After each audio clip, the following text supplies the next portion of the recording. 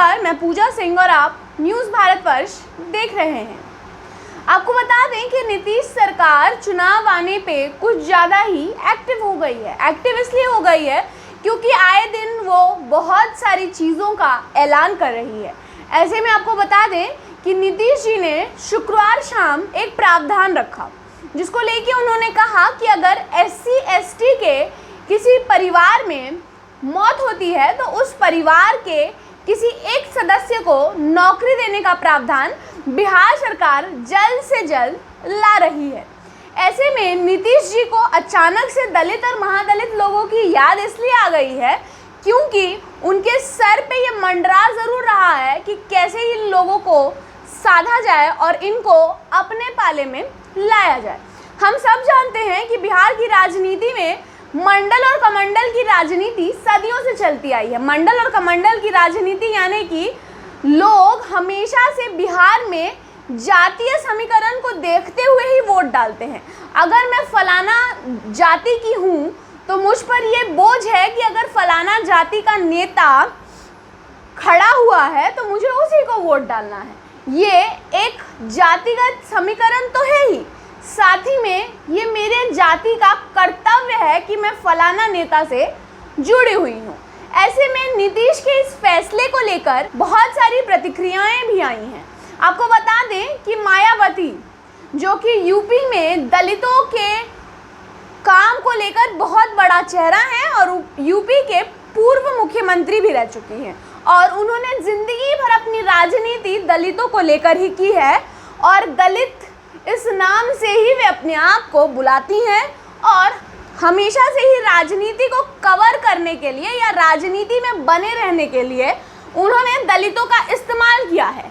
और बिहार में और पूरे देश भर में शायद ही ऐसा कोई नेता है जो दलितों के बारे में जेन्युइनली सोचता होगा, लेकिन फिर भी मायावती ने 2 ट्वीट किए हैं जो हम आपको पढ़कर सुनाते हैं कि उन्होंने कैसे नीतीश पर एक तरीके से तंज कसा है और उनकी इस फैसले पर कुछ अपनी प्रतिक्रिया दी है। तो आप पहले इस ट्वीट को सुन लीजिए। तो मायावती अपने ट्वीट में लिखती हैं, बिहार विधानसभा आम चुनाव के पहले वर्तमान सरकार एक बार फिर SC/ST वर्ग के लोगों को अनेकों प्रलोभ दे रही है और उनके वोट के जुगाड़ में है, जबकि अपने पूरे शासनकाल में इन्होंने इन वर्गों की घोर अनदेखी की है, उपेक्षा की है और कुंभकर्ण की नींद में सोते रहे हैं, जिसके हिसाब किताब का अब समय आ गया है।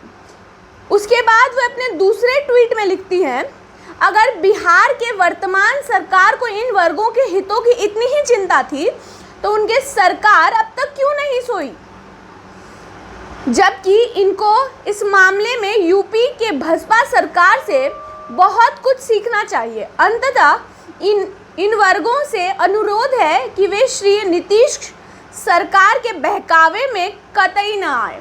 तो आपने मायावती का ये ट्वीट देखा जिसमें हमने आपको पढ़ के सुनाया कि वो कैसे नीतीश सरकार पे ताना कस रही हैं, उनको कुंभकर्ण का नाम दे रही हैं और उसी के साथ ये भी कर रही हैं, जनता से आह्वान कर रही हैं कि कृपया आप इनके लोभ में ना आएं। इसके बाद दूसरी प्रतिक्रिया आती है राजद से, जो कि बिहार में मुख्य विपक्षी दल है। तेजस्वी यादव कहते हैं कि बिहार सरकार दलितों को ठगने की कोशिश कर रही है। साथ ही में वो ये भी कहते हैं कि बिहार सरकार को एक ऐसा प्रावधान लाना चाहिए जिससे दलितों की मौत ही ना हो। तो आपको बता दें कि राजद ने इन सारी बातों को लेकर नीतीश को घेरा ज़रूर, लेकिन राजद भी पिछले 30 सालों की राजनीति में दलितों को ठगते आई है, ये हम सब जानते हैं। और इसी पे जब सब लोग उनके विपक्ष नीतीश सरकार के विपक्ष में बोलते हुए नजर आए तो अभी नए नवेले जुड़े हुए घर वापसी करते हुए मांझी ने कहा कि जो तेजस्वी कह रहे हैं पहले उनको इस कानून को ठीक से पढ़ना चाहिए और तब इस पे प्रक्रिया देनी चाहिए। वो वेल रेड होने चाहिए कि आखिर कानून क्या है और कैसे चलता है। तो आपने देखा कि बिहार में राजनीति कैसे धीरे धीरे दलितों के ऊपर आ रही है और इस पे कैसे बहुत सारी राजनीतिक पार्टियों का जो रिएक्शन और एक्शन आ रहा है ये दिलचस्प होने वाला है, क्योंकि अब चुनाव आ रहे हैं तो आपको जातिगत समीकरणों के खिलाफ आपको भड़काया जाएगा, क्योंकि चुनाव आ रहे हैं और आप पार्टी का एक वोट बैंक है। आपको हमारा ये वीडियो कैसा लगा ये हमें कमेंट सेक्शन में बताना ना भूलें।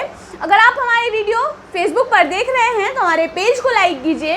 अगर आप हमारा वीडियो यूट्यूब पे देख रहे हैं तो हमारे चैनल को सब्सक्राइब कीजिए। साथ ही में बेल आइकन को दबाना ना भूलें। आपका ये वीडियो देखने के लिए बहुत बहुत धन्यवाद।